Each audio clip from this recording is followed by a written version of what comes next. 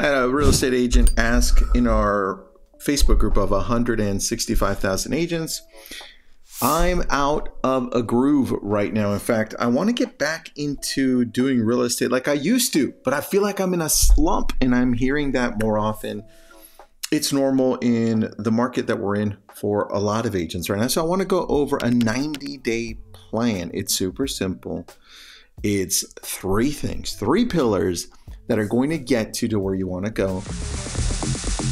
And a couple of these things you may have already been doing for years, or maybe you're not. But the point is, I'm going to take you through this. In fact, I've got a little presentation for you that I created, because this is what some of our team is doing, and they have great success. In fact, I'm doing two of these three, and just with two of them, they are absolutely great. I've grown channels on this and social media channels just on this. So here we go.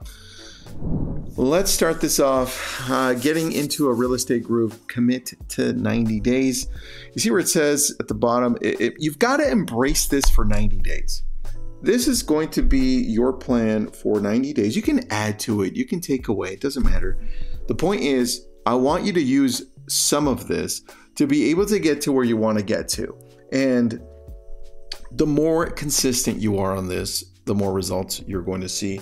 In fact, you'll start seeing them pretty quick if you show up consistently. There are three pillars to this. Number one, here we go. It's a little old school, but I think this is one of the most important things that are overlooked. We're going to go with this as pillar number one, broker opens. I want you to explore new listings, and I want you to be specific to the areas you want to work, the places that you want to get more business. And you have a list of all of these broker opens.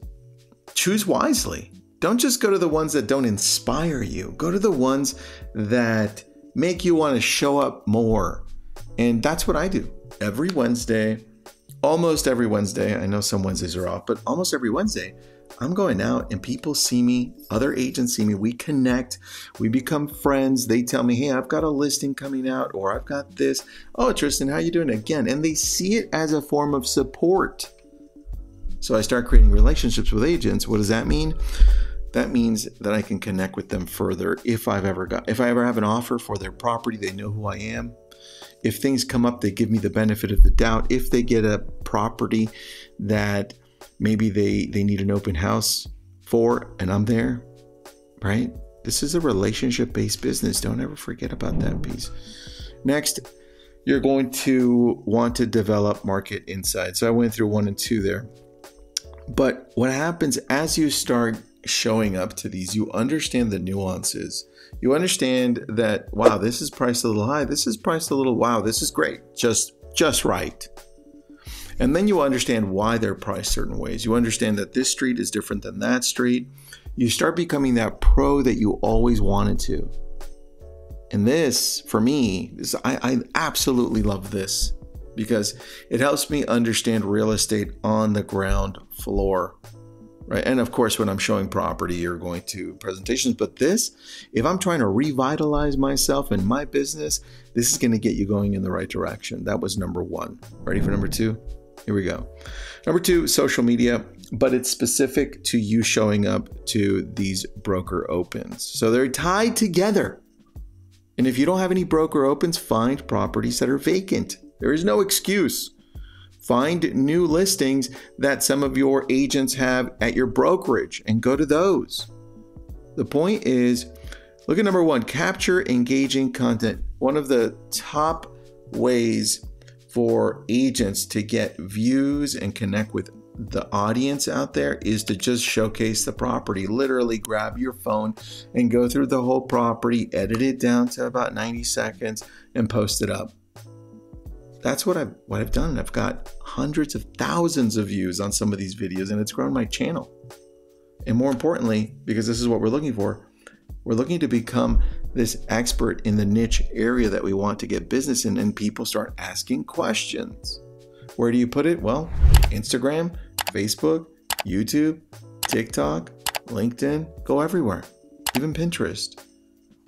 And while you're at it, Show me the other features that you love about the property in little stories. Take pictures of the property from outside. Obviously, all of this has to be allowed by the agent and the broker. So I always ask permission. And if you don't get any permission, right, that's fine. Go through the property, get to know it, go to the next one. I usually go to 3 to 5 broker opens in a day. So, and I go once a week. That's what we typically do. And so I've got a lot of footage for this. Now, the other piece to this that I love is showcasing my journey. So when I go from property to property, but in between, I also find, look at the bottom, find local things to do and places to eat. Now, at the end, when I'm done through the broker opens, and I've gone through them, showcased a little bit, I'm going to go eat. And I'm going to take you with me. I'm going to showcase, hey, I love eating at this place.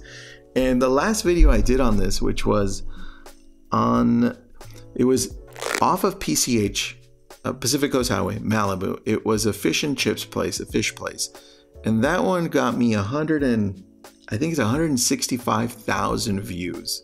People asking where this is located. I've been there. I hate it. I love it. The point is, it puts me on your feed. Because now you're going to take a look at the other things that I have there. And what are they? They're properties. And obviously other places that I like to eat or things that I like to do. You have an opportunity here by showing up to a broker open to do much more than just visit the property. You've got to think differently. You've got to showcase what you're doing and show people what they want to see. They want to see what it is to live there in your area. The property, the parks, the schools, if the outside, right? Not the inside. And the places to eat, all of this stuff. It's part of living in a community. And I think we forget that we have that right in front of us. Number 3, and the last one, open houses. Now, if you aren't able to have open houses in your area, which I don't know any area that doesn't allow it, or you're saying interest in open houses don't work, I still want you to give it a try. I think if you're telling me open houses don't work, it's probably, not for certain, but probably because you're not doing enough of them. And then your approach is it's not giving you the best results because you're not leading up to what an open house advertisement should look like. And so what I want you to do is start thinking, how many open houses can I actually do in a week? Because this is my business. I don't just want to do one every other week, one a month. Listen, if you want to do that, then it's not going to work. It's not going to work. It's not going to get you back into the groove. And that's what you want. You want to get back into this groove. You've got to push through and just feel a little uncomfortable. The amount of open houses you're going to do. I put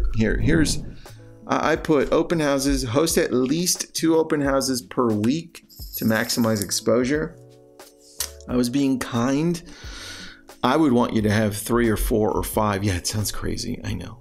But when you do this over the process of 90 days, you will see that people will come through and you'll connect with them. But even with the new rules and guidelines, which is like, you've got to check them in. And I love to give this out. Let me see if I can show it to you, because there's one piece that I have here that people actually love a lot. They take away with them and they say, Tristan, thank you for this.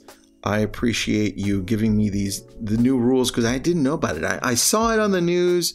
I had thought about it, and we do this handout.